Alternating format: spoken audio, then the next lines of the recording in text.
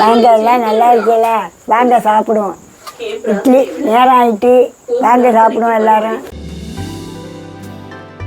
இப்போ என்ன பண்ணிகிட்டு இருக்கேன்னு பார்த்தீங்கன்னா, நைட்டு டிஃபனுக்கு சுட சுட இட்லியும் வாளி நிறையா சட்னியும் அப்படிங்கிற மாதிரி சூப்பராக ஒரு சட்னி, சிம்பிளான சட்னி தான், டேஸ்ட்டு சூப்பராக இருக்கும்.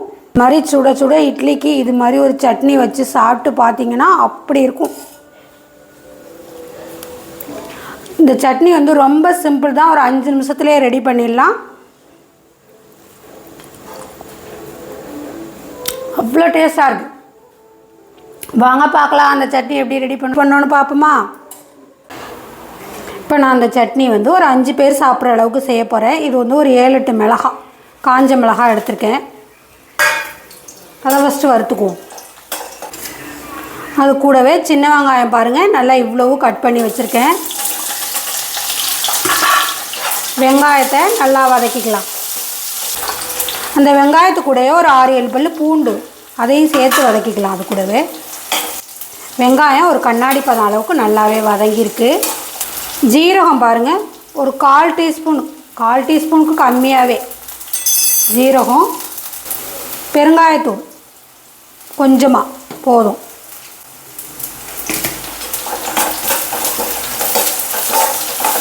சும்மா லைட்டாக ஒரு மிக்ஸ் பண்ணி விட்டுட்டு 3 பழம் தக்காளி நல்லா பழுத்த பழமாக எடுத்து வச்சுருக்கேன் பாருங்கள். அதையும் போட்டு தக்காளி நல்லா வதங்குற அளவுக்கு வதக்கி விட்டுடலாம். இந்த சட்னிக்கு தேவையான அளவு உப்பையும் சேர்த்துடலாம். அது கூடவே தக்காளி சீக்கிரமாக நல்லா குழைவாக வேகும். தக்காளி நல்லா வதங்கட்டும். தக்காளி பாருங்கள், இப்போ ஒரு 2 நிமிஷத்துலேயே நல்லா குழைவாக வெந்துருச்சு. நம்ம தேவையான அளவு உப்பு போட்டோம் இல்லையா, சீக்கிரமாகவே வெந்துட்டு.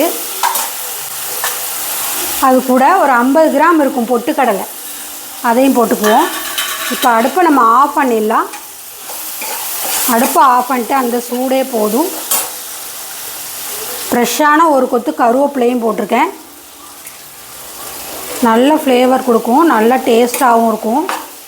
எப்பயுமே நீங்கள் கார சட்னி வைக்கையில் ஒரு கொத்து கருவேப்பிலையும் சேர்த்து வதக்கிடுங்க.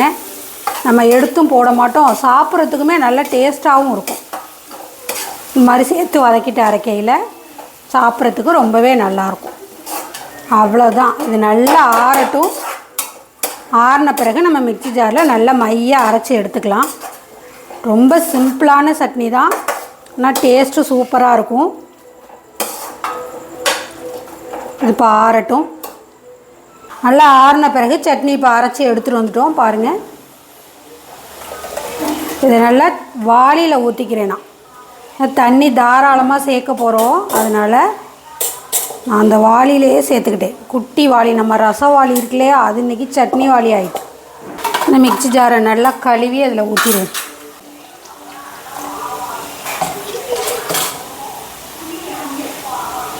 அப்படியே இந்த சட்னிக்கு ஒரு தாளிப்பும் கொடுத்தாச்சு, கடுகு உளுந்து கருவேப்பிலை போட்டு. சூப்பராக இருக்கா?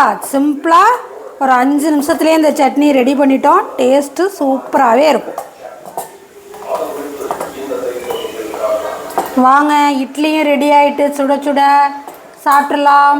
அப்படியே ஒரு வாழ்த்து சொல்லிடலாமாம்மா? சொல்லிடுவோம்மா. பாஸ்கரன் அப்படிங்கிறவங்க இந்த மாதம் பிறந்த நாள்னு சொல்லியிருக்காங்கம்மா, அவங்களுக்கு ஒரு வாழ்த்து சொல்லிடலாமா? சொல்லிடுவோம்மா. அவங்க சகல செல்வம் பெற்று எந்த குறையும் இல்லாமல், நோய் நொடி இல்லாமல் 100 ஆண்டு வாழணும்னு இந்த பாட்டி மனமாற வாழ்த்துனேன். அப்புறம் ஹேமலதா அப்படிங்கிறவங்களுக்கு ஒரு வாழ்த்து சொல்லிடுங்க. சகல செல்வம் பெற்று 100 ஆண்டு வாழணும்னு இந்த பாட்டி மனமாற வாழ்த்துறேன். லக்ஷ்மி அப்படிங்கிறவங்க பையனுக்கு சீக்கிரமே கல்யாணம் ஆகணும்னு ஒரு வாழ்த்து சொல்லிடுங்க. நல்ல மணமகளை அமைஞ்சு சீக்கிரம் கல்யாணம் ஆகணும், சிறப்பாக சகல செல்வம் பெற்று 100 ஆண்டு வாழணும்னு இந்த பாட்டி மனமாற வாழ்த்துறேன். நீவிகா அப்படிங்கிறவங்களுக்கு விசேஷமாக அடுத்த வாரம், அவங்களுக்கு ஒரு வாழ்த்து சொல்லிடுங்க. அவங்க நம்மள்கிட்ட மசாலாலாம் கூட போட்டிருக்காங்க, விசேஷத்துக்கு தேவையான மசாலாலாம் போட்டிருக்காங்க. அவங்க சகல செல்வம் பெற்று 100 ஆண்டு வாழணும்னு இந்த பாட்டி மனமாற வாழ்த்துறேன். வாங்க வீடியோக்குள்ள போகலாம். அந்த பக்கம் முறுக்கு தான் சுட சுட செஞ்சுக்கிட்டு இருக்காங்க. வாங்க எல்லாம் நல்லா இருக்கல, வாங்க சாப்பிடுவோம். இட்லி நேரம் ஆகிட்டு, வாங்க சாப்பிடுவோம் எல்லாரும். பாருங்க என்ன சட்னிமா? வெங்காய தக்காளி வச்சு எப்பவும் அரைக்கிற சட்னி தாமா. அப்படியா? அப்போ இந்தாங்க சாப்பிடுங்க. சாப்பிடுங்க. நல்லா இருக்குமா? சூப்பராக இருக்கு. சூப்பராக இருக்கா? சூப்பராக இருக்கு. சூப்பரான சட்னியாக இருக்குது. வாங்க எல்லாரும் இட்லி சாப்பிட்லாம். நானும் இன்னைக்கு 4 இட்லி தான் எப்போதும் தின்பேன். இன்னைக்கு 2 சட்னியை பார்த்துட்டுனா 2 இட்லி திங்கலாம் போல இருக்கு. வாங்க எல்லாரும் சாப்பிடலாம். பாய்.